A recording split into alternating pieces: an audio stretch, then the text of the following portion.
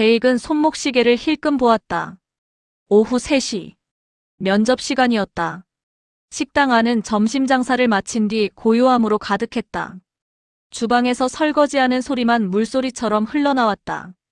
테이블 몇 개를 정리하고 나서 제익은 카운터 옆 의자에 앉아 메일로 보내온 이력서를 다시 한번 열어보았다. 강미선, 52세. 경력란에는 여러 음식점 이름들이 빼곡했다. 분식집, 한식당, 카페 주방. 적어도 장사는 아는 사람이었다. 요즘 같아서는 그것만으로도 감지덕지였다. 지난 석 달 동안 주방 보조가 벌써 3명이나 바뀌었다. 처음엔 대학생이 왔다가 일주일 만에 그만뒀고, 다음엔 60대 아주머니가 왔다가 허리가 아프다며 한 달을 못 채웠다. 그 다음 왔던 젊은 남자는 아예 연락도 없이 사라졌다. 문이 열리는 소리가 들렸다. 제익이 고개를 들었을 때 그는 순간 멈칫했다. 들어오는 여자는 이력서 사진보다 훨씬 더 인상적이었다. 검은 머리를 단정하게 뒤로 묶었고 화장기 없는 얼굴은 깨끗해 보였다. 면바지에 흰 블라우스. 면접복 치고는 소박했지만 그 소박함이 진실해 보였다. 안녕하세요. 강미선입니다. 목소리는 낮고 차분했다. 어서 오세요. 앉으세요. 제익은 자리를 권했다. 미선은 의자를 살짝 빼고 조심스럽게 앉았다. 그녀의 손은 가지런히 놓여 있었다. 손등에 희미한 화상 자국이 보였다. 오래 주방 일을 한 사람의 손이었다. 이력서 봤습니다. 경력이 꽤 되시네요. 네. 이것저것 많이 해봤습니다.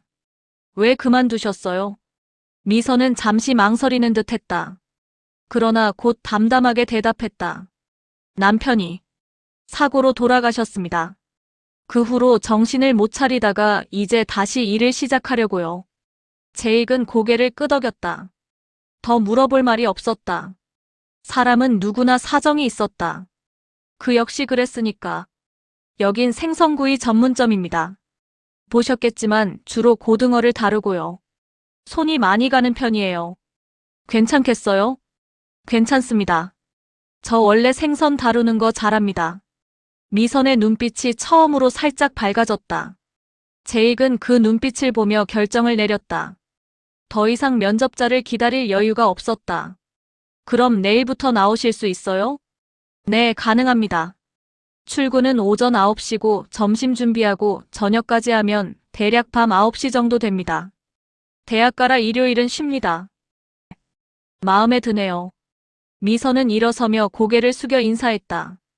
그녀가 나가는 뒷모습을 보며 제익은 문득 이상한 기분이 들었다. 마치 오래전에 알던 사람을 다시 만난 것 같은 기시감. 하지만 그럴 리 없었다. 처음 보는 사람이었다. 문이 닫히고 다시 식당은 고요해졌다. 제익은 카운터에 앉아 장부를 펼쳤지만 숫자들이 눈에 들어오지 않았다. 미선의 얼굴이 자꾸 떠올랐다. 그 차분한 눈빛, 담담한 목소리. 그러다 문득 다른 얼굴이 겹쳐졌다. 제익은 혼자 살고 있다. 아내 수진이 죽은 지 벌써 2년이 지났지만 쉽게 여운이 가시지 않았다. 제익이 눈을 감으면 기억이 물밀듯 밀려왔다. 26의 제익은 공장 사무실에서 일했다. 중소기업이었지만 나름 안정적이었다. 매일 출근하고 퇴근하고 월급 받고. 그게 전부였다. 친구들은 하나둘 결혼했지만 제익은 여자를 사귀어 본 적이 없었다. 부끄러움이 많았고 자신이 없었다. 그런 제익에게 수진이 먼저 다가왔다. 그날도 퇴근길이었다. 버스 정류장에서 버스를 기다리는데 옆에 있는 여자가 말을 걸어왔다. 저기요. 시간 좀 볼 수 있을까요? 제익은 깜짝 놀라 손목시계를 봤다. 7시 10분이요. 아, 감사합니다. 버스가 늦네요. 여자는 웃으며 말했다. 제익은 고개만 끄덕이고 다시 앞을 봤다. 심장이 뛰었다. 여기 자주 이용하세요? 여자가 다시 물었다. 제익은 고개를 끄덕였다. 저도요. 근데 한 번도 못 봤네요. 버스가 왔다. 타고 보니 여자도 같은 방향이었다. 제익은 서서 갔고 여자는 앉아서 갔다. 내릴 때 여자가 다시 인사했다. 안녕히 가세요. 그게 시작이었다. 다음 날도 그 다음 날도 같은 정류장에서 만났다. 여자는 매번 먼저 말을 걸었다.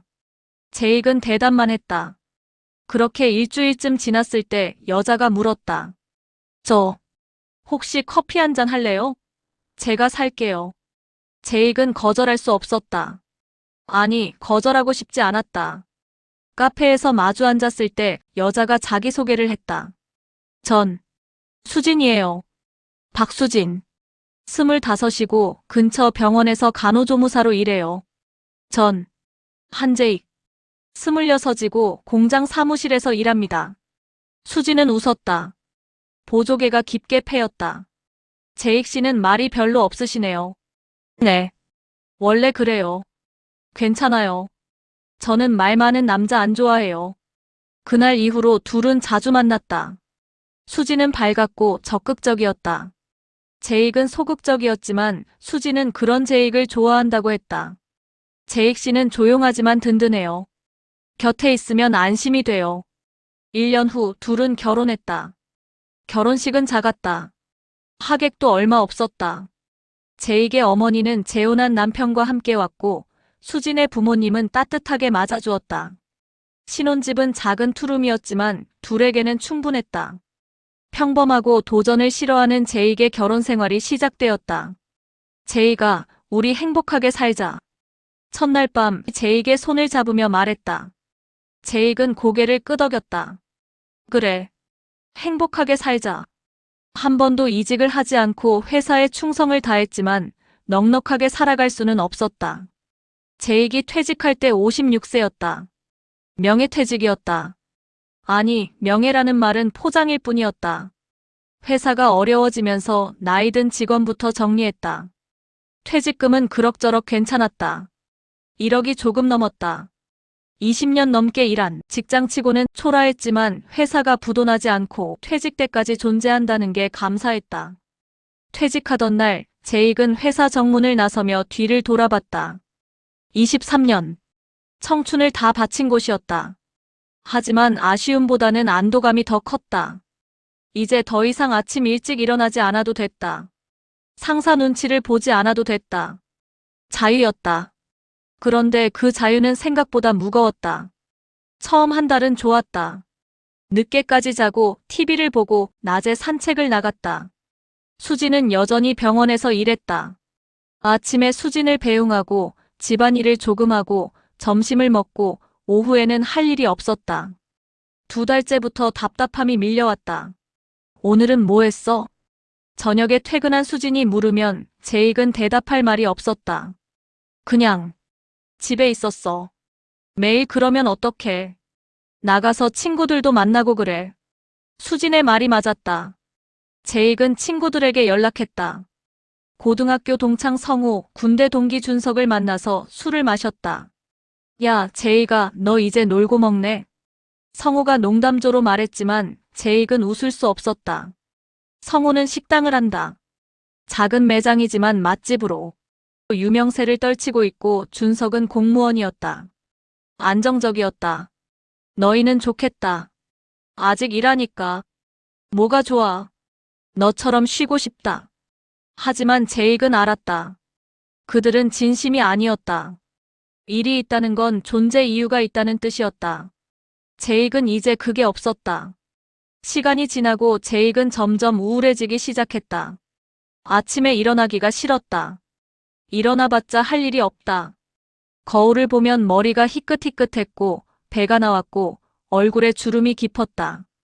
50대 후반. 늙은 건 아니지만 젊지도 않았다. 요즘 왜 그래? 수진이 걱정스럽게 물었다. 아니야. 괜찮아. 거짓말. 당신 요즘 말도 없고 한숨만 쉬잖아. 제익은 대답하지 못했다. 수진이 손을 잡았다. 당신 일하고 싶은 거지? 제익은 고개를 끄덕였다. 그런데 이 나이에 취직이 어디 쉽겠어. 그날 밤 제익은 잠이 오지 않았다. 무엇을 해야 할까? 그러다 문득 한 사람이 떠올랐다. 성우. 고등학교 동창이자 오랜 친구였다. 성우는 오래전부터 상계동에서 생선구이 식당을 했다. 장사가 잘 돼서 요즘은 제법 돈을 버는 것 같았다. 아파트도 샀고 할리데이비슨이라는 비싼 오토바이도 취미로 타고 다녔다. 가격이 5천만 원이 넘는다고 자랑했던 적이 있다. 제익은 아내와 함께 성우 가게에 몇 번 가본 적이 있다. 늘 줄을 서야 들어갈 수 있었다. 맛도 좋았고 손님들도 많았다. 그때마다 성우는 바쁘게 움직이면서도 행복해 보였다. 나도 장사를 해볼까? 생각이 거기까지 갔다. 하지만 곧 고개를 저었다. 성우는 성우이고 자기는 아니다. 장사 같은 건 자기 영역이 아니었다. 20년 넘게 사무실에서 일했던 사람이 무슨 장사를. 하지만 생각은 자꾸만 그쪽으로 흘렀다. 며칠 후 수진이 저녁을 먹다가 물었다. 수진은 한참 제익을 쳐다봤다. 그리고 한숨을 쉬었다. 저녁을 먹고 수진이 샤워를 하러 들어갔다. 제익은 거실에서 TV를 보고 있었다. 하지만 화면이 눈에 들어오지 않았다. 수진의 반응이 신경 쓰였다. 한참 후 욕실 문이 열렸다. 수진이 머리에 수건을 감싸고 나왔다. 젖은 머리를 빗으며 거울을 통해 제익을 봤다. 여보. 응? 아까 그 얘기 말이야.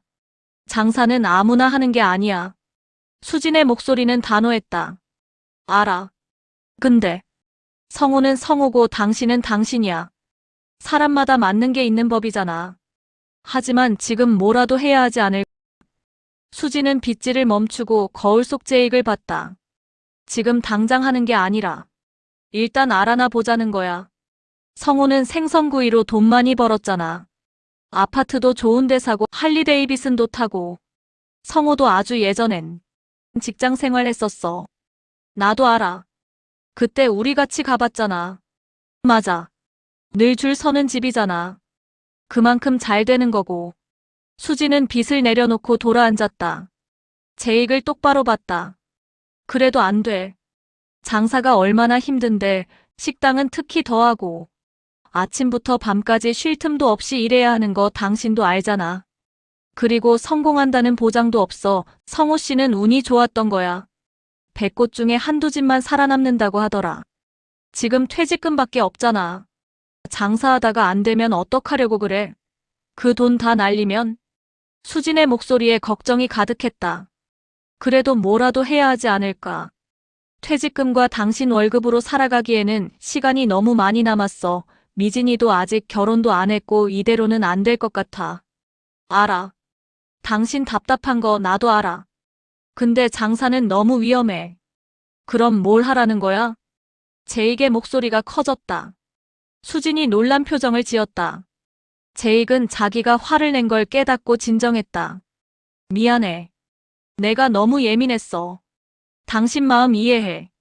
진짜 신중하게 생각해야 해. 수진이 일어나 제익의 손을 잡았다. 일단 성우한테 얘기는 들어봐.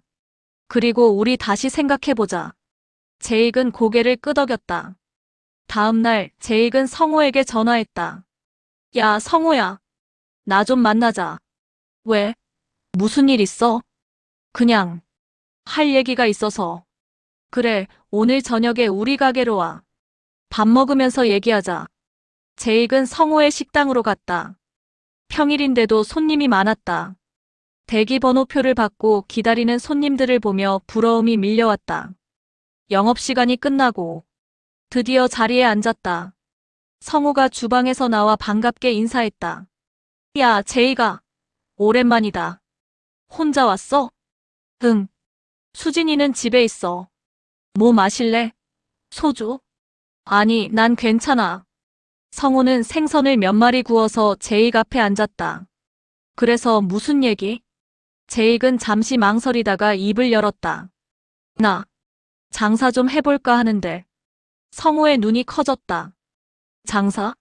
네가? 갑자기? 집에만 있으니까 미칠 것 같아. 뭐라도 해야 할 것 같은데. 성우는 팔짱을 끼고 제익을 쳐다봤다. 재취업을 해야지. 장사는 위험해. 더군다나 음식점 하려고. 너 보니까 괜찮아 보이더라. 나도 해볼까 싶어서. 성우는 한숨을 쉬었다. 제이가 솔직히 말할게. 장사 절대 쉽지 않아. 특히 식당은. 알아. 근데 너는 잘 되잖아. 나는 운이 좋았어. 그리고 시행착오를 엄청 겪었지. 처음 1년은 거의 빚만 졌어. 제익은 놀랐다. 진짜? 겉으로 보면 화려해 보이지? 오토바이 타고 돈 잘 벌고. 근데 여기까지 오는데 5년 걸렸어.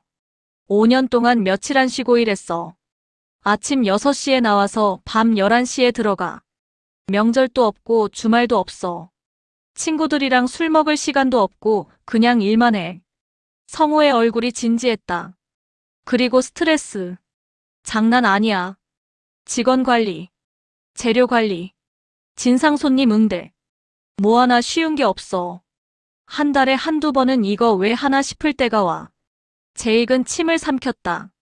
그래도 넌 성공했잖아. 성공이라고 할 수 있나. 이제 겨우 안정됐을 뿐이야. 그리고 제이가, 성우가 제익의 어깨를 툭 쳤다. 너는 회사 체질이잖아. 장사는 악바리처럼 해야 해. 손님한테도 직원한테도. 너 그거 할 수 있어? 제익은 대답하지 못했다. 머릿속이 복잡했다. 제익이 조심스럽게 말을 꺼냈다. 그래도 한번 해보고 싶어. 이대로는 정말 못 살 것 같아. 배달도 생각해봤는데 안 탄 지가 너무 오래돼서. 성우는 말없이 제익을 바라보았다. 그리고 며칠 후 성우에게서 전화가 왔다. 만나서 여러 가지를 의논했다. 내가 도와줄게. 한번 해보자. 2호점 낸다고. 생각하지 뭐. 고마워.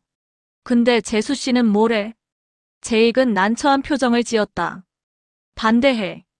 위험하다고. 재수 씨 말이 맞아. 진짜 위험해. 알아.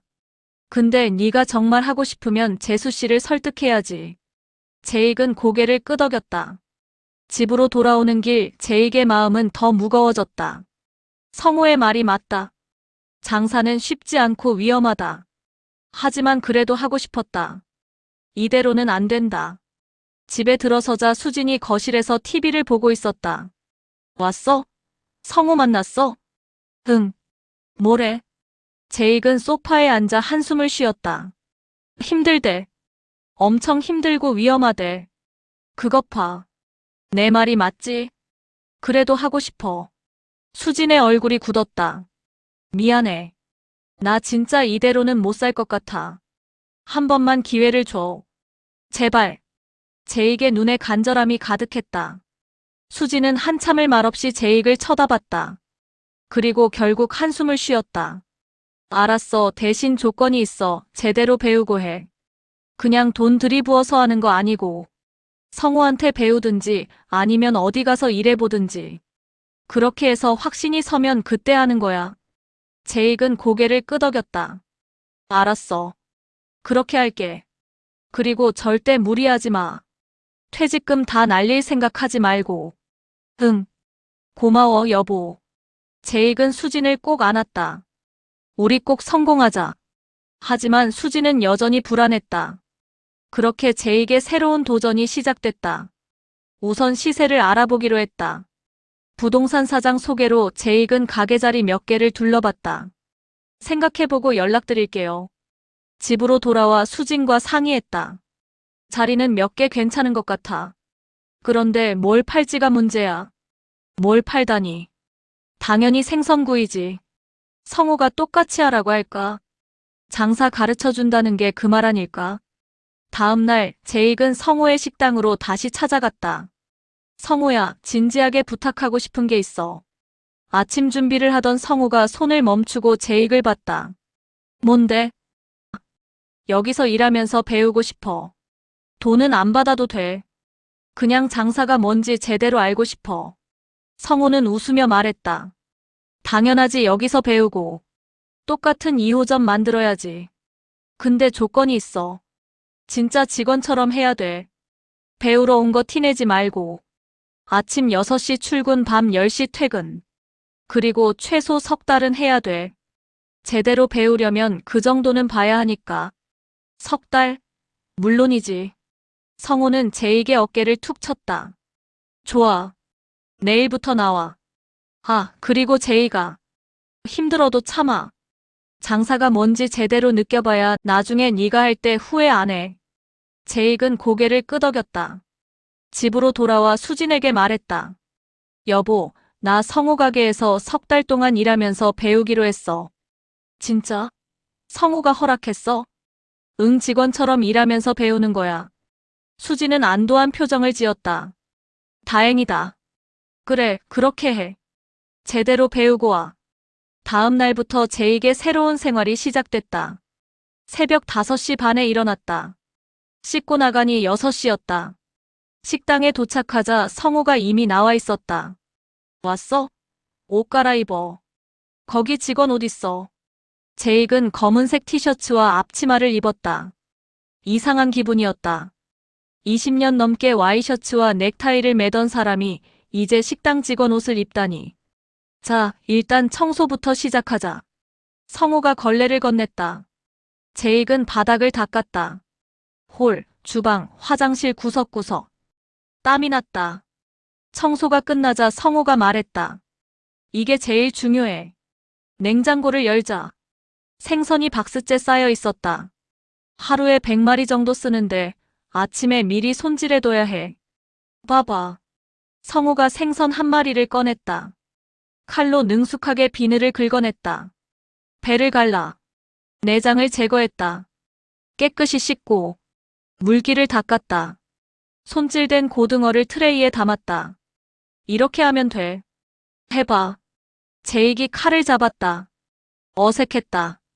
비늘을 긁는데 힘 조절이 안 됐다. 살이 찢어졌다. 천천히 해. 급하게 하지 말고. 성우가 옆에서 지켜봤다. 제익은 땀을 흘리며 한 마리를 손질했다. 10분이 걸렸다. 성우야, 이거 100마리 하려면 얼마나 걸려? 익숙해지면 2시간이면 돼. 근데 너는 일주일은 걸릴 거야. 제익은 한숨을 쉬었다. 갈 길이 멀었다. 그날 제익은 50마리를 손질했다. 손가락이 저렸고 허리가 아팠다. 오늘은 이 정도만 해. 내일 또 하자. 오전 10시 30분. 줄 서 있던 대기 손님들이 오기 시작했다. 제이가 이제 홀 봐. 손님 안내하고 주문 받고 서빙해. 제익은 앞치마를 매만지고 홀로 나갔다. 손님이 들어왔다. 어서 오세요. 몇 분이세요? 2명이요. 이쪽으로 앉으세요. 테이블을 안내하고 물을 갖다 줬다. 메뉴판을 놓았다. 주문하시겠어요? 고등어 하나, 삼치 하나, 그리고 된장찌개 하나요. 네, 감사합니다. 여기저기 주문이 쏟아졌다. 주문을 포스에 입력했다. 성우가 생선을 굽기 시작했다. 제익은 옆에서 지켜봤다. 제이가 그냥 보지만 말고 메모해. 불 조절이 핵심이야. 성우는 생선을 석쇠 위에 올렸다. 중불로 굽기 시작했다. 처음에는 센 불로 겉을 익히고 그 다음 약불로 속을 익히는 거야. 그래야 겉은 바삭하고 속은 촉촉해. 생선에서 기름이 뚝뚝 떨어졌다. 고소한 냄새가 퍼졌다. 뒤집을 타이밍은 언제야? 이렇게 가장자리가 하얗게 익으면 뒤집어. 너무 일찍 뒤집으면 살이 부서져. 성우가 조심스럽게 생선을 뒤집었다. 완벽한 갈색이었다. 우와. 제익은 감탄했다. 쉬워 보이는데 막상 하려면 어려울 것 같았다. 생선이 다 구워졌다. 성우가 접시에 담고 무와 상추를 곁들였다. 제이가 갖다 줘. 제익이 음식을 날랐다. 손님들이 맛있게 먹기 시작했다. 점심시간은 전쟁터였다. 손님들이 계속 들어왔다. 주문이 밀려들었다. 제익은 홀을 뛰어다녔다. 물을 갖다 주고 반찬을 리필하고 계산을 받았다. 오후 3시. 점심 장사가 끝났다. 제익은 의자에 주저앉았다. 다리가 후들거렸다. 힘들지? 성우가 물었다. 괜찮아. 거짓말. 얼굴 봐. 죽겠다는 표정이잖아. 성우가 웃으며 물을 건넸다. 바쁠 땐 미리 초벌해두면 편해. 오늘은 너 보라고 이렇게 한 거야. 쉬지 말고 설거지해. 저녁 준비도 해야 하니까. 제익은 일어나 주방으로 갔다. 부방 보조 이모가 밀린 설거지를 하고 있었다. 산더미처럼 쌓여 있었다. 이것도 다 해야 돼? 당연하지. 식당에서 설거지는 기본이야. 제익은 고무장갑을 끼고 설거지를 시작했다. 기름때가 잘 안 닦였다. 수세미로 박박 문질렀다. 시간이 걸렸다. 설거지가 끝나자 성우가 불렀다. 제이가 이제 칼질 배워보자. 도마 위에 무가 놓여 있었다. 손님한테 나가는 무는 얇게 썰어야 해. 봐봐. 성우가 칼을 들었다. 무가 얇은 조각으로 썰렸다. 균일한 두께였다. 이 정도 두께로 썰어야 해. 해봐. 제익이 칼을 잡았다. 두께가 들쭉날쭉했다. 손이 떨렸다. 천천히. 칼 각도를 일정하게 유지해. 제익은 땀을 흘리며 무를 썰었다. 30개쯤 썰었을 때 손가락을 베었다. 아, 괜찮아. 봐봐. 성우가 다가와 손가락을 확인했다. 얕은 상처였다. 괜찮아. 계속해. 제익은 밴드를 붙이고 다시 칼을 잡았다. 10여 개를 썰었을 때는 손목이 저렸다. 오늘은 이 정도만 하자. 준비 끝났으니까 저녁 장사 준비해. 오후 5시가 지나자 저녁 손님들이 오기 시작했다. 점심때보다 더 바빴다. 제익은 쉴 틈 없이 움직였다. 밤 10시. 마지막 손님이 나갔다. 이제 정리하자. 제익은 홀을 닫고 주방을 정리하고 쓰레기를 버렸다. 모든 게 끝났을 때는 11시였다. 수고했어. 오늘 첫날 치고 괜찮았어. 고마워. 진짜 힘들다. 이게 장사야. 매일 이렇게 해야 해. 제익은 고개를 끄덕였다. 집으로 돌아가는 길 온몸이 쑤셨다. 둘째 날도 셋째 날도 마찬가지였다. 일주일이 지났을 때 제익의 몸은 비명을 질렀다. 허리, 다리, 어깨. 안 아픈 곳이 없었다. 여보, 괜찮아? 수진이 걱정스럽게 물었다. 응, 괜찮아. 적응되면 나아질 거야. 하지만 쉽지 않았다. 2주일이 지났을 때 성우가 말했다. 제이가 이제 생선 한번 구워봐. 드디어 생선을 굽게 됐다. 제익은 떨리는 손으로 석쇠 위에 생선을 올렸다. 불 조절 잘해. 타면 안 돼. 제익은 성우가 한 대로 따라했다. 중불로 시작했다. 생선이 지글지글 익기 시작했다. 가장자리가 하얗게 변했다. 뒤집었다. 잘했어. 계속해. 반대쪽도 익자 약불로 낮췄다. 속까지 익히기 위해서. 5분쯤 지났을 때 생선이 완성됐다. 이거 손님한테 내보내도 될 것 같은데? 성우가 확인했다. 응, 괜찮아. 첫 번째 치고 잘했어. 제익은 뿌듯했다. 생전 처음 구운 생선이 손님에게 갈 수 있다니. 한 달이 지났을 때 제익은 어느 정도 일에 익숙해졌다. 생선 손질하는 시간이 절반으로 줄었다. 서빙도 능숙해졌다. 생선 굽는 것도 이제 자신 있었다. 제이가 너 이제 제법인데? 성우가 웃으며 말했다. 그치? 나도 느껴져. 그래도 아직 멀었어. 앞으로 2달 더 해야지. 제익은 고개를 끄덕였다. 그런데 그때 성우가 뜻밖의 제안을 했다. 제이가 내가 직원 하나 너 전담으로 붙여줄게. 민수야, 여기 와봐. 주방에서 30대 남자가 나왔다. 키가 작고 익살스런 얼굴이다. 소개할게. 김민수. 여기서 2년째 일하는 애야. 민수야, 이 형이 제익이 형인데 장사 배우러 왔어. 네가 좀 더 자세히 가르쳐줘. 안녕하세요. 민수가 인사했다. 제익도 인사를 받았다. 성우야, 이건 너무 미안한데. 괜찮아. 너 내 친구잖아. 제대로 배워가야지. 민수 이 친구 진짜 잘해. 얘한테 배우면 더 빨리 늘 거야. 제익은 고마워서 말이 안 나왔다. 진짜 고맙다. 친구 사이에 그런 말 하지 마. 네가 성공하는 게 나한테도 좋은 일이야. 그날부터 민수가 제익을 전담으로 가르쳤다. 형님, 생선 손질할 때 이렇게 하면 더 빨라요. 민수가 시범을 보였다. 하나하나 세세하게 알려줬다. 생선 구울 때는 이 부분을 봐야 해요. 여기 가운데가 살짝 부풀면 속까지 다 익은 거예요. 아, 그렇구나. 그리고 무 써는 거 형님 아직 좀 느린데 제가 꿀팁 알려드릴게요.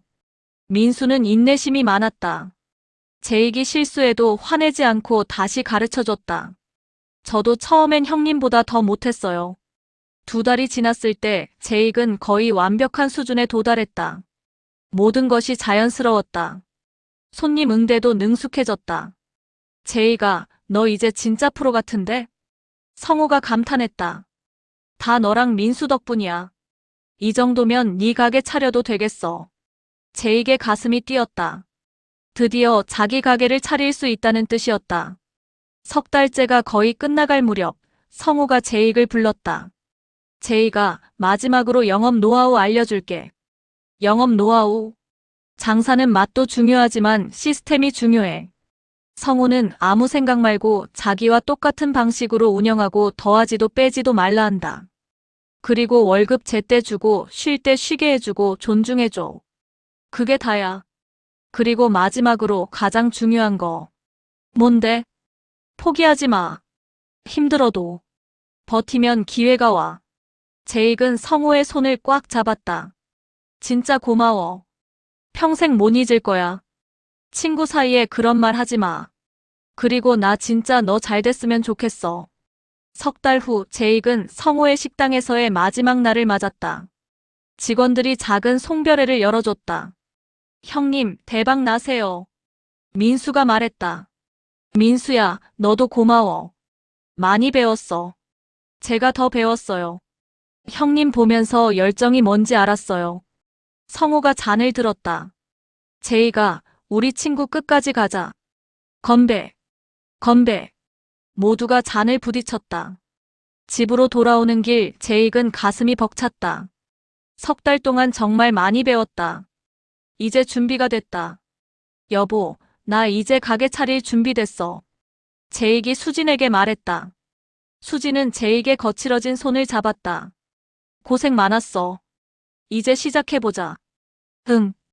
우리 꼭 성공하자.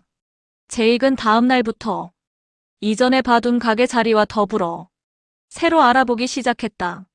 며칠 후 성호가 소개해준 부동산 사장한테서 연락이 왔다. 좋은 자리 나왔어요.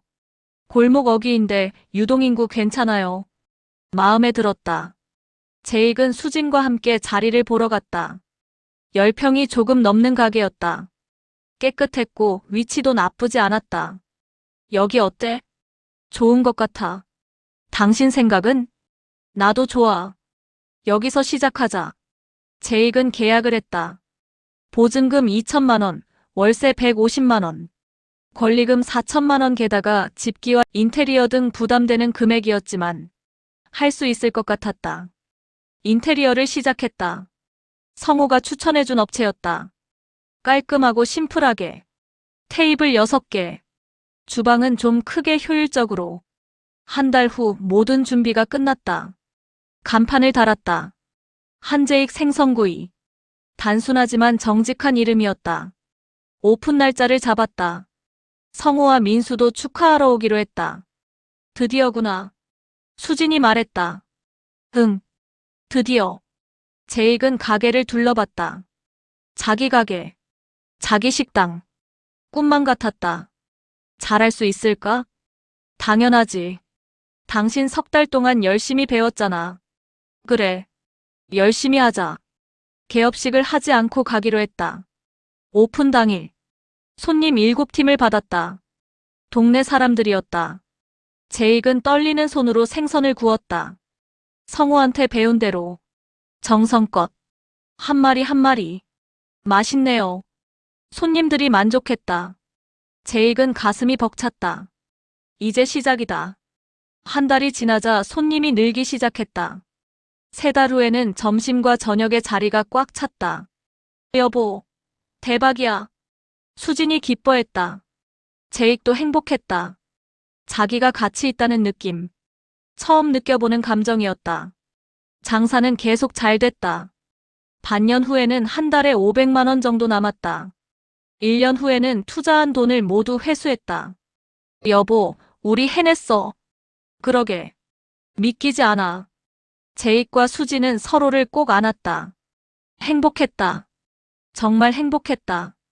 여보, 우리 이대로만 가자. 욕심 부리지 말고. 수진이 말했다. 그래. 욕심 부리지 말자. 제익도 동의했다. 장사는 계속 잘 됐다. 보증금을 제외한 대부분의 투자 돈을 다 회수했다. 제익은 믿을 수 없었다. 50살이 넘어 시작한 장사가 이렇게 잘 될 줄은. 제이가 너 대단하다. 진짜. 성우가 놀러와서 말했다. 운이 좋았어. 운도 실력이지. 수지는 더 이상 병원에 나가지 않았다. 식당 일이 바빴으니까. 둘은 함께 일했다. 힘들었지만 행복했다. 여보, 우리 이렇게 계속하면 되겠다. 그래. 욕심 부리지 말고. 힘들었지만 행복했다. 1년 반이 지났을 때 제익은 더 큰 꿈을 꾸기 시작했다. 손님들은 예약하고 왔고 대기줄이 생겼다. 가게는 너무 작았다. 테이블이 몇 개밖에 없어서 많은 손님을 받을 수 없었다. 더 큰 곳으로 옮기면 어떨까? 어느 날 저녁 제익이 수진에게 말했다. 수진은 설거지를 하다 멈췄다. 갑자기 왜? 지금도 잘 되잖아. 더 큰 곳으로 가면 더 많은 손님을 받을 수 있어. 그럼 수입도 늘어나고. 그런데 돈이 많이 들 텐데. 사업자 대출하고 여러 가지 받으면 돼. 수지는 고개를 저었다. 여보, 우리 지금도 충분히 잘 살고 있잖아. 괜히 욕심 부리지 말자. 욕심이 아니야. 기회야. 지금 우리 가게 이름이 알려졌어. 이럴 때 확장해야 해. 수지는 불안했다. 하지만 제익의 눈빛은 확고했다. 당신이 하고 싶으면 해. 근데 신중하게 생각해.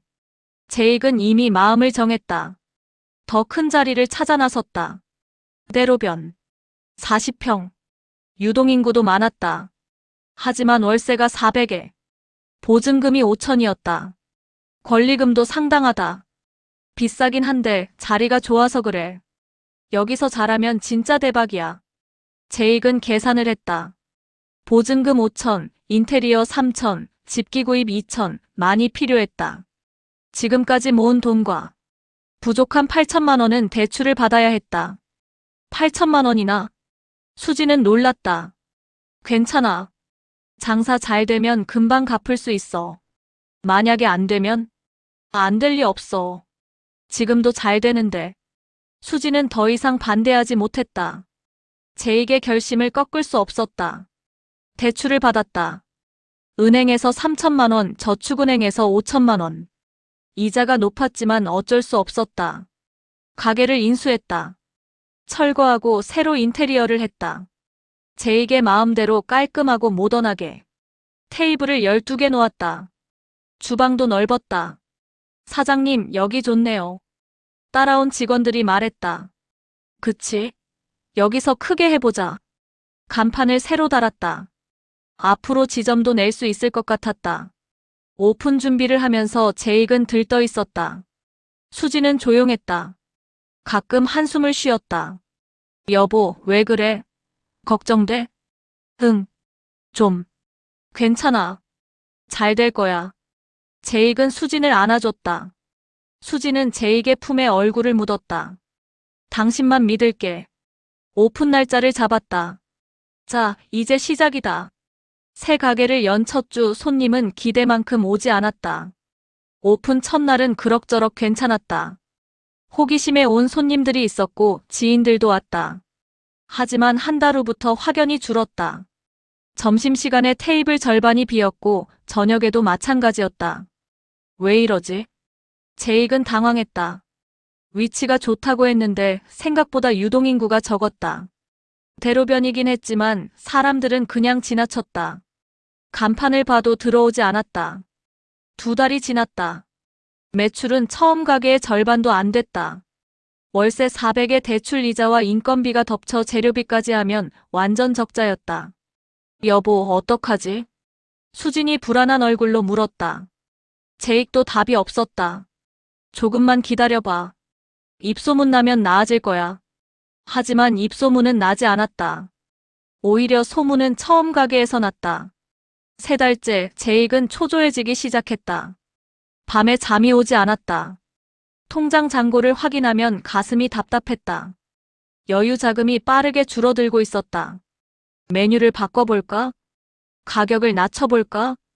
여러 가지를 시도했다. 전단지를 돌렸고 SNS에 광고를 했다. 세트 메뉴를 만들었고 할인 이벤트를 했다. 조금씩 손님이 늘었지만 적자를 메우기엔 부족했다. 석 달째 수진이 달라지기 시작했다. 제이가 나 요즘 너무 힘들어. 나도 힘들어. 근데 조금만 참자. 언제까지 참아? 적자가 얼만데. 곧 나아질 거야. 그 말 벌써 몇 번째야? 수진의 목소리가 날카로워졌다. 제익은 처음 듣는 톤이었다. 수진은 항상 따뜻하고 긍정적인 사람이었는데. 미안해. 내가 잘못 판단했어. 지금 미안하다고 달라지는 게 있어? 수진은 울음을 터뜨렸다. 제익은 어찌할 바를 몰랐다. 6달째 수진은 말을 잃었다. 식당에 와서도 멍하니 앉아 있었다. 손님한테 주문을 받아도 대답이 느렸다. 제익이 걱정스럽게 물었다. 여보, 괜찮아? 병원에 가볼까? 아니, 괜찮아. 하지만 괜찮지 않았다. 수지는 점점 수척해졌다. 밥도 제대로 먹지 않았다. 밤에는 잠을 못 자는 것 같았다. 제익이 깨어보면 수지는 어두운 거실에 앉아 있었다. 여보, 뭐해? 그냥. 잠이 안 와? 제익은 옆에 앉았다. 둘은 말없이 어둠 속에 있었다. 제익의 가슴이 미어졌다. 자기 때문이었다. 자기 욕심 때문에 수진이 이렇게 된 것이었다. 자금이 바닥났다. 제익은 또 대출을 받아야 했다. 이번엔 3천만 원. 제2금융권에서 받았다. 이자가 살인적이었다. 이제 정말 어떡하지? 밤마다 제익은 통장을 들여다봤다. 숫자는 무자비했다. 매출은 늘지 않았고 지출은 계속됐다. 이대로 가면 조만간의 파산이었다. 1년이 되어갈 때 제익은 처음으로 탈출구를 생각했다. 새벽 4시. 제익은 침대에 누워 천장을 바라봤다. 옆에서 수진이 가쁜 숨을 몰아쉬었다. 악몽을 꾸는 것 같았다. 제익은 수진의 손을 잡아주고 싶었지만 용기가 나지 않았다. 자기 손이 오히려 독처럼 느껴졌다. 빚은 점점 늘어갔다. 처음 대출 8천만 원, 추가 대출 3천만 원, 그리고 이번 달에 또 3천만 원. 이자만 한 달에 250만 원. 식당은 여전히 적자였다. 내가 미쳤었어. 제익은 중얼거렸다. 왜 그렇게 욕심을 부렸을까? 작은 가게에서 행복하게 살 수 있었는데. 수진의 말을 들었어야 했는데. 수진이 잠꼬대를 했다. 수진의 얼굴은 창백했다. 한 달 전부터 우울증 약을 먹기 시작했다. 병원에서는 입원을 권유했다. 미안해. 정말 미안해. 제익의 눈에서 눈물이 흘렀다. 조용히. 소리 없이. 아침이 됐다. 제익은 식당으로 갔다. 수진은 집에 남았다. 제익과 직원 한 명이 식당을 운영했다. 인건비를 감당할 수 없어 모두 그만두고 두 사람이 운영하고 있다. 그러던 어느 날 냉동 창고 가득한 고등어 생각이 났다. 노르웨이 고등어다. 국산보다 사이즈가 3배가 넘는 크기이며 살이 많고 부드럽다. 처음 장사할 때부터 다른 업체와 차별을 위해 고집했던 노르웨이 고등어가 냉동 창고 가득히 쌓여 있다. 이걸 언제 다 팔아? 손님이 없는데 팔 수가 없었다. 버릴 수도 없고. 제익은 문득 생각했다. 그냥 크게 주자. 어차피 안 될 거였다. 마지막으로 손님들한테 잘해주고 가자. 원래는 고등어를 반으로 잘라서 줬는데 이제부터는 한 마리 통째로 주자. 손질할 사람도 없으니 머리도 자르지 말고 그냥 주자. 다음 날부터 제익은 메뉴판을 바꿨다. 고등어 한 마리 통구이. 가격은 그대로였다. 손님들은 30cm가 넘는 사이즈에 놀랐다. 사장님, 한 마리 다 주시는 거예요? 네. 많이 드세요. 와, 대박. 완전 해자네요. 손님들은 만족했다. SNS에 사진이 올라왔다. 여기 고등어 한 마리 통으로 줘요. 사이즈 대박. 댓글이 달렸다. 공유가 됐다. 하지만 제익은 상관없었다. 어차피 생선이 다 떨어질 거였다. 그럼 그때 끝내면 됐다. 일주일이 지났다. 손님이 조금 늘었지만 큰 차이는 없었다. 제익은 여전히 죽음을 생각했다. 2주일이 지나고 이상한 일이 일어났다. 월요일 아침. 이른 점심시간밖에 사람들이 기다리고 있었다. 제익은 놀랐다.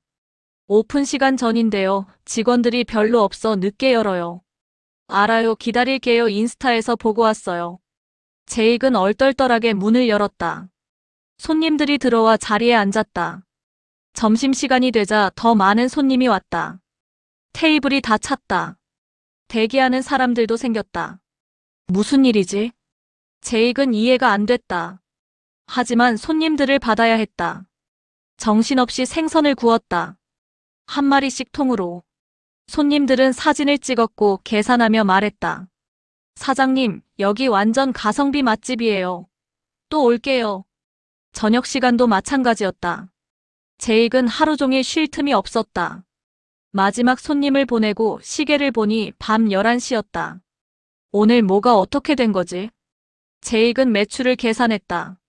믿을 수 없었다. 다음 날도 손님이 많았다. 그 다음 날도 인스타에서 입소문이 퍼진 것이었다. 고등어 한 마리 통구이 해자 맛집, 가성비 최고, 숨은 맛집 발견.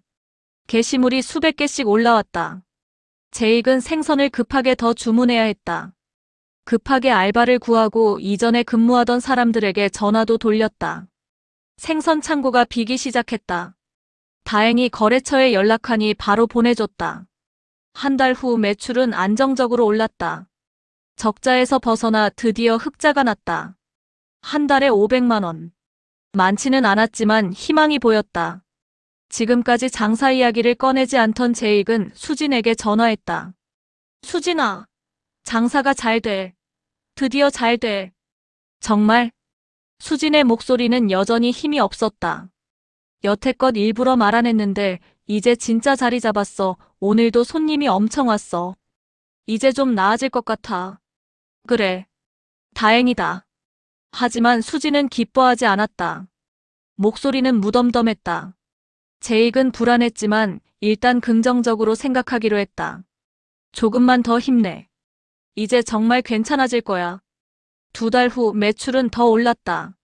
한 달에 800만 원씩 남았다. 제익은 직원을 또 뽑았다. 주방 보조가 필요했다. 홀서빙도 필요했다. 석 달 후 드디어 이자를 제대로 갚기 시작했다. 원금까지 갚으려면 시간이 오래 걸렸지만 희망이 있었다. 제익은 매일 열심히 일했다. 새벽에 나가서 밤늦게 들어왔다. 하지만 수지는 나아지지 않았다. 눈을 뜨고 있었지만 천장만 바라봤다. 여보, 밥 먹었어?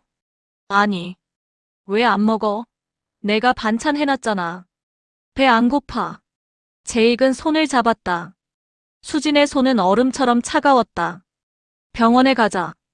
입원하자. 싫어. 돈 아까워. 이제 돈 있어. 장사 잘 되잖아. 그래도 싫어. 수지는 고개를 돌렸다. 제익을 보지 않았다. 제익은 가슴이 미어졌다. 미안해. 내가 잘못했어. 다 내 탓이야. 아니야. 입원하자. 제발. 나 괜찮아. 조금만 쉬면 나아질 거야.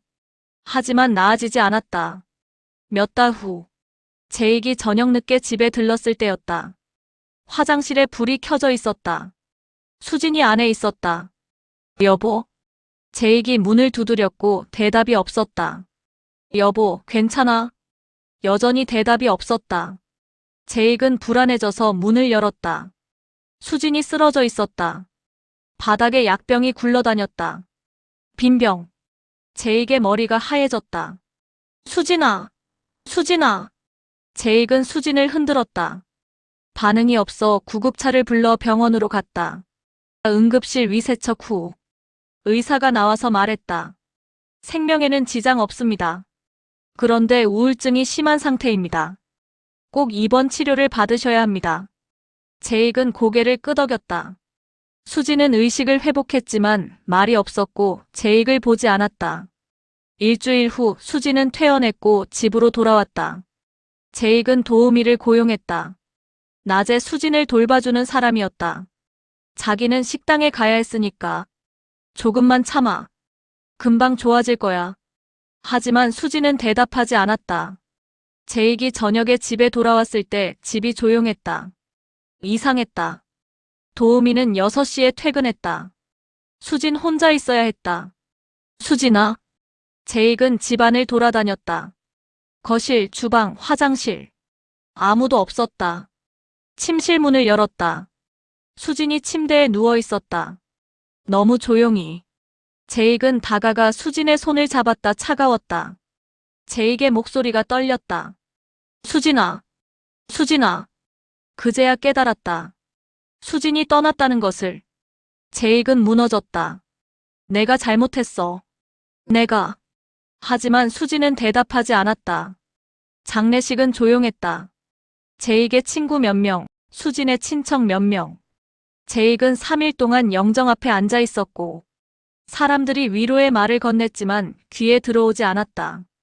제익아, 정신 차려. 이러면 안 돼. 성우가 어깨를 흔들었다. 제익은 고개를 들었다. 눈은 충혈됐고 얼굴은 수척했다. 내가 죽인 거야. 무슨 소리야. 네 잘못 아니야. 내 잘못이야. 내가 욕심부려서. 내가 빚을 져서. 그래도 네가 죽인 게 아니야. 하지만 제익은 자신을 용서할 수 없었다. 장례를 치르고 제익은 다시 식당으로 가서 일을 해야 했다. 안 하면 미칠 것 같았다. 직원들은 조심스럽게 대했고 제익은 말없이 생선을 구웠다. 손님들은 제익의 사정을 몰랐고 맛있게 먹고 갔다. 제익은 로봇처럼 일했고 감정이 없었다. 그냥 일했고 장사는 여전히 잘 됐다. 오히려 더 잘 됐다. 입소문이 계속 퍼져 제익은 돈을 많이 벌었다. 장사가 잘 되자 주방 보조가 또 그만뒀다. 새로운 주방 보조를 뽑아야 했다. 제익은 공고를 냈고 면접 연락이 왔다. 그리고 그녀가 왔다. 제익은 그날 처음으로 다른 감정을 느꼈다. 미선을 보는 순간 가슴 한구석이 두근거렸다. 아니, 두근거림이 아니었다. 익숙함. 마치 오래전에 알던 사람 같았다. 미선을 고용한 후 제익은 조금씩 달라지기 시작했다. 미선은 말이 없었다. 제익처럼. 하지만 일은 완벽하게 했다. 생선을 다루는 솜씨가 능숙했고 주방을 깔끔하게 정리했다. 제익이 힘들어하면 먼저 나서서 도왔다. 사장님, 제가 할게요. 아니, 괜찮아요. 괜찮습니다. 제가 하는 게 더 편해요. 미선의 목소리는 차분했다. 제익은 감사했다. 말로 표현하진 않았지만 마음속으로 고마웠다. 몇 달이 지나자 제익은 미선과 함께 일하는 게 편했다. 굳이 말하지 않아도 서로 알았다. 미선이 뭐가 필요한지, 제익이 뭘 원하는지. 호흡이 맞았다. 어느 날 저녁 장사를 마치고 정리하는데 미선이 물었다. 사장님, 식사하셨어요? 아니요. 저도 안 했어요. 같이 드실래요? 제익은 망설였다. 하지만 거절할 이유가 없었다. 그러죠. 둘은 남은 생선을 구워서 먹었다. 마주 앉아서. 말없이. 하지만 불편하지 않았다. 맛있네요. 미선이 먼저 말했다. 그래요? 네. 사장님 손맛이 좋으세요. 감사합니다. 짧은 대화였지만 제익은 오랜만에 사람과 이야기하는 기분이 들었다. 석 달이 지났다. 제익은 미선에게 조금씩 말을 걸기 시작했다. 오늘 날씨 좋네요. 외출하고 싶네요. 네, 그러게요. 요즘 손님이 많아서 힘들죠? 괜찮아요. 저는 일하는 게 좋아요. 그래도 무리하지 마세요. 사장님도요. 미선은 항상 담담했다. 감정 기복이 없는 것이 제익과 닮아 있었다. 아니, 제익이 미선을 닮아가는 걸지도 몰랐다. 제익은 자신이 미선에게 끌린다는 걸 알았다. 하지만 죄책감이 밀려왔다. 수진이 죽은 지 겨우 8개월. 다른 여자를 생각하다니. 배신 같았다. 하지만 마음은 어쩔 수 없었다. 미선을 볼 때마다 가슴이 따뜻해졌다. 그녀의 목소리를 들으면 위로가 됐다. 함께 있으면 외롭지 않았다. 어느 날 밤 제익은 미선에게 물었다. 미선 씨, 뭐 좀 여쭤봐도 될까요? 네, 말씀하세요. 전에 어디서 일하셨나요? 여러 곳에서 일했어요. 남편이 주방장이었어요. 그래서 저도 살다 보니 식당 일을 하네요. 아참, 남편이 생선구이 집에서도 일했어요. 사고로 돌아가셨어요. 3년 전에. 죄송합니다. 괜찮아요. 이제 많이 괜찮아졌어요. 미선은 담담하게 말했다. 저도. 와이프가 죽었어요. 제익이 조심스럽게 말했다. 알아요. 직원들한테 들었어요. 그래서 미선 씨한테 동질감을 느꼈나 봐요. 미선은 제익을 봤다. 오랜 침묵이 흘렀다. 제익은 미선의 눈을 보았다. 그 눈에는 같은 상처가 있었다. 같은 슬픔이, 같은 외로움이. 저도요. 미선이 작은 목소리로 말했다. 그날 이후 둘의 관계는 조금씩 변했다. 여전히 사장과 직원이었지만 동시에 서로를 이해하는 사람들이었다. 말하지 않아도 알았다. 상처가 얼마나 깊은지, 외로움이 얼마나 무거운지. 제익은 자주 미선과 저녁을 먹었다. 식당에서 남은 음식으로, 때로는 근처 카페에서 커피를 마셨다. 대화는 많지 않았지만 침묵이 편했다. 사장님. 어느 날 미선이 먼저 말을 꺼냈다. 네, 저 사장님한테 말할 게 있어요. 제익의 심장이 빨리 뛰었다. 저 사장님 좋아해요. 미선의 얼굴이 붉어졌다. 제익은 놀랐다. 그리고 기뻤다. 저도 미선 씨를 좋아합니다. 미선의 눈에 눈물이 고였다. 하지만 너무 빨리 가는 게 아닐까요? 우리 배우자들이 돌아가신 지 얼마 안 됐는데. 저도 그 생각했어요. 매일 죄책감이 들었어요. 저도요. 미선의 말이 맞았다. 제익과 미선은 공식적으로 연인이 됐다. 직원들도 알았고 손님들도 눈치챘다. 하지만 아무도 뭐라 하지 않았다. 오히려 축하해줬다. 사장님 좋으시겠어요. 미선 씨 좋은 분이세요. 장사는 계속 잘 됐다. 제익은 빚을 절반 가까이 갚았다. 삶이 조금씩 안정됐다. 미선과 함께라서 가능했다. 제익은 미선에게 청혼할 결심을 했다. 수진이 죽은 지 2년. 충분한 시간이었다. 아니, 시간의 문제가 아니었다. 제익은 미선과 함께 남은 인생을 살고 싶었다. 반지를 샀다. 어느 날 저녁 장사를 마치고 제익은 미선을 근처 공원으로 데려갔다. 미선 씨, 저한테 올 사람은 당신밖에 없어요. 제익이 반지를 꺼냈다. 저와 결혼해 주시겠어요? 미선은 기쁨의 눈물을 흘리며 고개를 끄덕였다. 네. 좋아요. 제익은 미선을 안았다. 오랜만에 느끼는 행복이자 희망이었다. 2달 후, 작은 결혼식을 하기로 했다. 하객도 많지 않을 예정이었다. 둘 다 조용한 사람이었으니까. 행복하게 살자.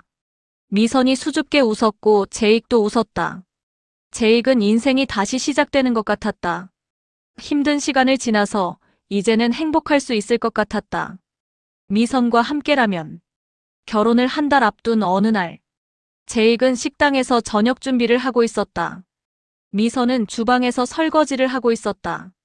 평화로운 오후였다. 문이 열리고 한 남자가 들어왔다. 40대 초반쯤 보였고 마른 체격에 긴 머리를 묶었다. 티셔츠와 청바지 차림이었고 눈빛이 날카로웠다. 어서 오세요. 제익이 인사했다. 남자는 대답하지 않고 가게 안을 둘러봤다. 그러더니 주방 쪽을 응시했다. 미선이 고개를 들었고 얼어붙었다. 정민 씨? 미선의 목소리가 떨렸다. 제익은 이상했다. 남자가 웃었다. 비웃는 듯한 웃음이었다. 오랜만이야, 미선아. 제익의 머릿속이 혼란스러웠다. 무슨 일이지? 미선이 주방에서 나왔다. 당신. 제익은 뒤로 물러섰고 상황이 파악되었다. 미선의 남편은 죽지 않았던 것이다. 거짓말이었다. 왜 이제 나타나요? 미선의 목소리에 분노가 섞였다. 내 거니까. 당연히 찾아오지. 버린 게 아니야. 잠깐 숨은 거지. 잠깐이 3년이에요? 3년 동안 어디서 뭐 했어요? 정민은 어깨를 으쓱했다. 여기저기. 지방에서 일하고. 이제 빚 정리됐어. 그래서 왔지.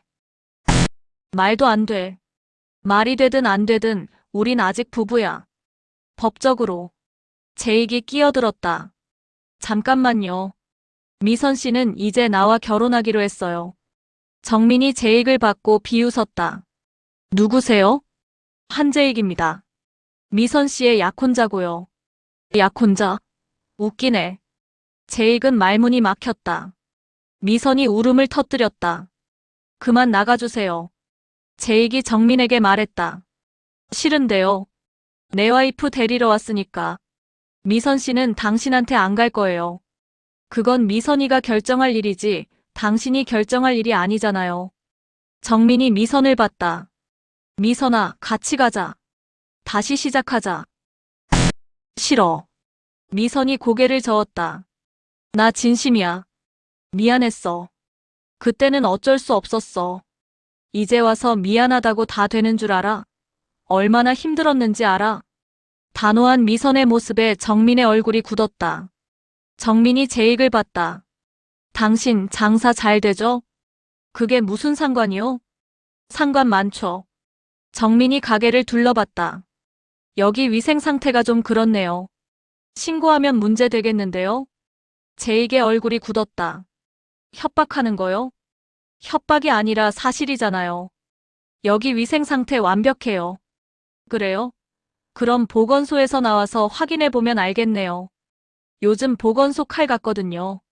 미선이 앞으로 나섰다. 그만해요. 제익은 주먹을 쥐었고 때리고 싶었지만 참았다. 경찰 부르겠습니다. 부르세요. 전 아무 짓도 안 했는걸요. 그냥 마누라 만나러 왔을 뿐이에요. 정민은 여유로웠고 제익은 무력함을 느꼈다. 일주일 줄게. 생각해봐, 미선아. 정민이 문을 열고 나갔다.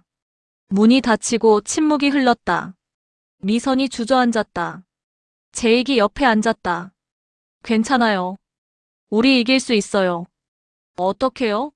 법적으로 전 아직 정민 씨 아내예요. 이혼 소송하면 돼요. 시간이 얼마나 걸릴지 몰라요. 그동안 정민 씨가 가만히 있을 것 같아요? 미선의 말이 맞았다. 정민은 분명 방해할 것이었다. 그날 밤, 제익은 잠을 이룰 수 없었다. 막 행복해지려는데 왜 이런 일이 생기는 걸까? 인생은 왜 이렇게 힘든 걸까? 다음 날 정민이 또 왔다. 이번엔 점심시간이었다. 손님들이 있는 시간. 정민은 테이블에 앉아 생선구이를 시켰다. 한 마리요. 제익은 주문을 받고 생선을 구워 정민에게 갖다 주었다. 맛있겠네요. 정민이 생선을 한 입 먹고는 얼굴을 찡그렸다. 이거 비린내 나는데요? 주변 손님들이 쳐다봤다. 그럴 리 없습니다. 신선한 거예요. 아니, 확실히 비려요. 손님들 한번 맡아보세요. 정민이 주변 테이블에 말했다. 손님들은 어리둥절했다. 저는 괜찮은데요. 저도 괜찮아요. 하지만 정민은 계속 떠들었다. 여기 생선 안 좋아요. 다들 조심하세요. 제익이 다가갔다. 나가주세요. 왜요? 전 손님인데요. 손님한테 이러면 안 되죠. 장사 방해하지 마세요. 장사 방해가 아니라 사실을 말하는 거예요. 주변 손님들이 불편해하기 시작했다. 정민은 웃으며 나갔다. 그 후로 정민은 정말 매일 왔다. 때로는 손님인 척, 때로는 그냥 서성이면서 손님들한테 이상한 말을 하고 가게 앞에서 담배를 피우고 큰 소리로 전화 통화를 했다. 미선아, 나와. 얘기 좀 하자. 제익은 경찰을 불렀다. 하지만 정민은 영리했다. 법에 저촉되는 행동은 하지 않았다. 그냥 주변을 어슬렁거렸다. 신고해도 소용없어요. 전 아무 짓도 안 했는걸요. 미선은 죄책감에 시달렸다. 제익 씨, 미안해요. 다 저 때문이에요. 아니에요. 제가 떠나면 안 돼요.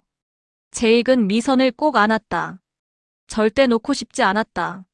정민 씨가 원하는 게 뭔지 알아요? 돈이겠죠. 그럼 돈을 주면 될까요? 미선은 고개를 저었다. 돈으로 해결될 문제가 아니에요. 저 사람은 집착이에요. 집착? 네. 저를 소유물처럼 생각해요. 자기 거라고. 제익은 분노가 치밀었다. 어떻게 사람을 소유물처럼 생각할 수 있는가? 그럼 어떻게 해야 해요? 모르겠어요. 둘은 또 침묵했다. 제익은 결심했다. 정민을 직접 만나기로. 정민은 벤치에 앉아 있었고 담배를 피우고 있었다.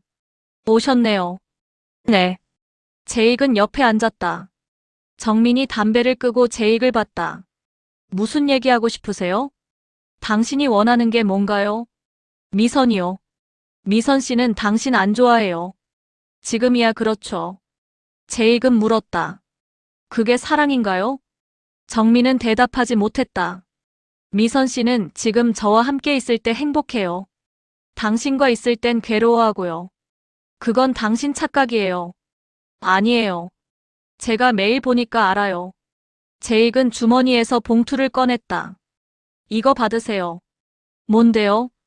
2천만 원이요. 이혼 위자료라고 생각하세요. 정민이 봉투를 열어봤다. 이걸로 저를 매수하려고요? 매수가 아니라 합의예요. 이혼 서류에 도장 찍고 다시는 미선 씨 앞에 나타나지 마세요. 좋아요. 받을게요. 미선이 행복하게 해주세요. 진짜로. 제익은 고개를 끄덕였다. 약속합니다. 정민은 일어섰고 제익에게 손을 내밀었다. 그럼 잘 부탁합니다. 정민이 떠나고 한 달 후 모든 서류가 정리됐다. 제익과 미선은 인생의 두 번째 결혼식을 올렸다. 작은 식이었다. 하객은 10여 명 정도. 하지만 따뜻했다. 행복하게 살자. 네, 제익 씨. 둘은 웃었다. 인생은 주저앉으면 끝이지만 계속 걷고 기다리다 보면 살아갈 이유가 다시 나타난다.